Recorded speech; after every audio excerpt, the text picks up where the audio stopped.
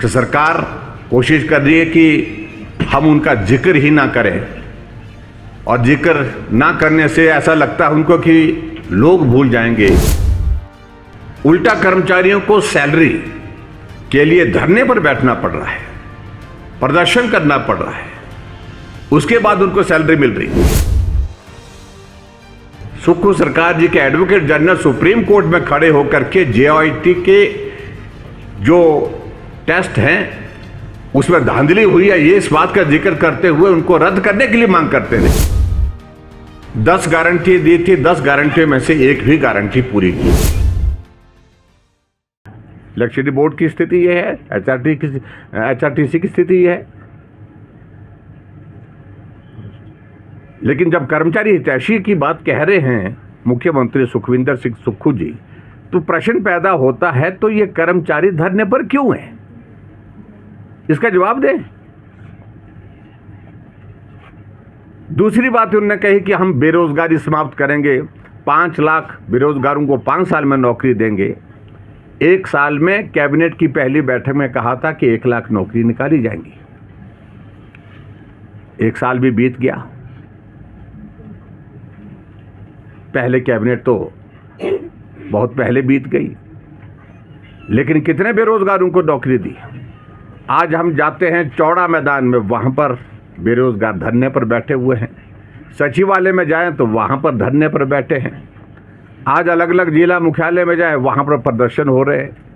तो प्रश्न पैदा होता है कि अगर बेरोजगारों की हितैषी सरकार है तो ये बेरोजगार नौजवान, चाहे जेओआईटी वाले हैं जिन्होंने अपना इंटरव्यू दे दिया, अपना टेस्ट दे दिया, टेस्ट क्वालिफाई करने के बाद उनको नौकरी मिलनी चाहिए थी, लेकिन उसके बावजूद इनके रिजल्ट अभी तक भी नहीं निकाले जा रहे हैं। सुप्रीम कोर्ट के आदेश, हाई कोर्ट के आदेश के बावजूद भी।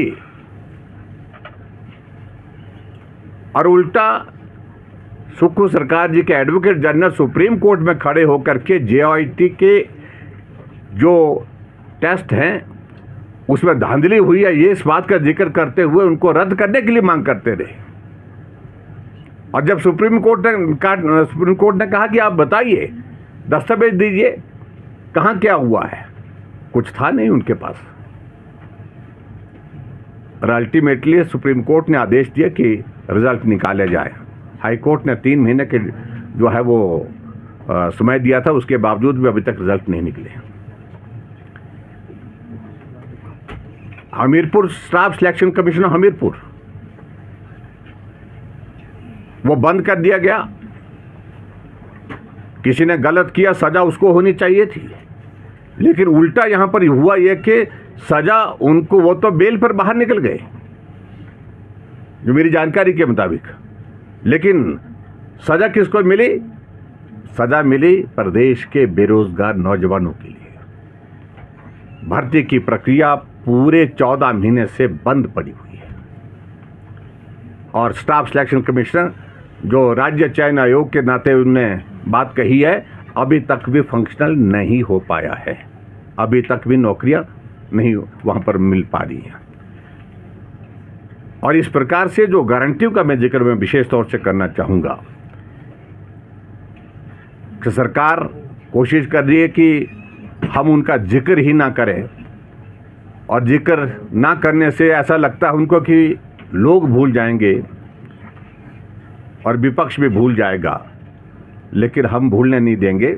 हम प्रश्न पूछ रहे हैं कि क्या हुआ उस 1500 रुपये की। आज जिक्र कर रहे थे कि स्पीति घाटी की महिलाओं के लिए उसका ये कर दिया गया है, अनाउंसमेंट कर दी गई है, और उसके बाद उसको हमने लागू भी कर दिया, ये बताया उन्होंने।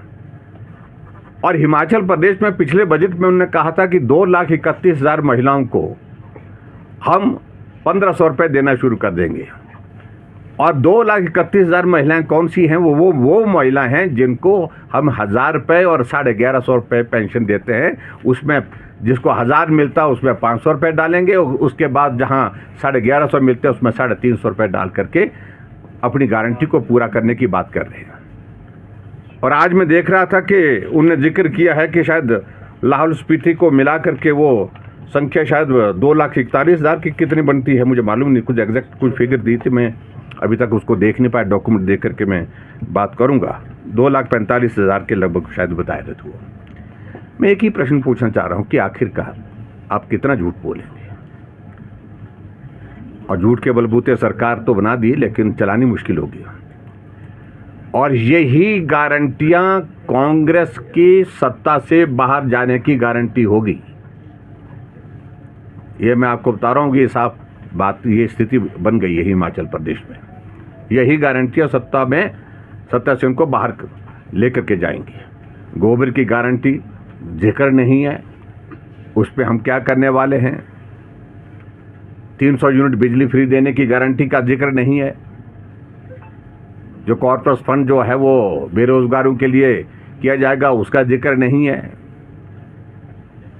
और खास तौर से मैं तो इस बात को लेकर के हैरान हूं कि जो जिक्र किया जा रहा था कि हम रेवेन्यू जनरेट करेंगे, किसी भी सेक्टर से रेवेन्यू जनरेशन का जिक्र नहीं आया है कि कितना। एक्साइज के उन्होंने कहा कि हम 40% इंक्रीज, लेकिन हकीकत यह है कि अभी तक जो इंक्रीज का, जो रेवेन्यू इंक्रीज का एक्साइज की आ रही है, वो अभी तक 12% पर ही रुकी पड़ी हुई है। इस प्रकार से हिमाचल प्रदेश की परिस्थिति है।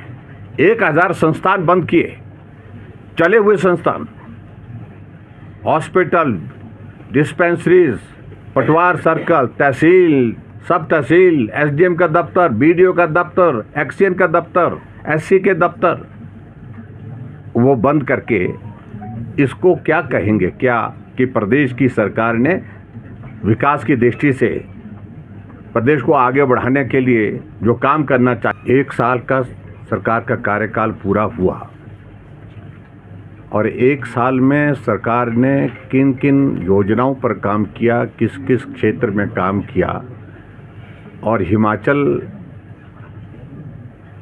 के विकास के लिए किस प्रकार का सरकार का योगदान रहा, इन बातों का जिक्र महामहिम राज्यपाल जी के अभिभाषण में होता है। लेकिन आज सचमुच में एक बहुत बड़ी निराशा हुई। 1 घंटे 5 मिनट का अभिभाषण और 1 साल की एक भी उपलब्धि उसमें जिक्र के रूप में नहीं आई है। लेकिन उपलब्धि के नाम पर अभी भी हिमाचल प्रदेश की सरकार को अगर हम पूछें तो जवाब कोई नहीं है। उपलब्धि के नाम पर शून्य है। उसमें आपने 1 साल के कार्यकाल में किया क्या है? 10 गारंटी दी थी, 10 गारंटियों में से एक भी गारंटी पूरी नहीं। अधिकांश गारंटियां जो है 1-2 गारंटियों के सिवाय कोई भी गारंटी का जिक्र ही, मतलब छुआ तक नहीं है। तो प्रश्न पैदा होता है कि क्या कांग्रेस पार्टी ने, क्या सुक्खू की सरकार ने हिमाचल प्रदेश में चुनाव से पहले जो गारंटियां दी थी उनसे अपना किनारा कर दिया है? क्या वो छोड़ दी है? क्योंकि इस दस्तावेज से तो यही लगता है कि उन गारंटियों का जिक्र जब है ही नहीं,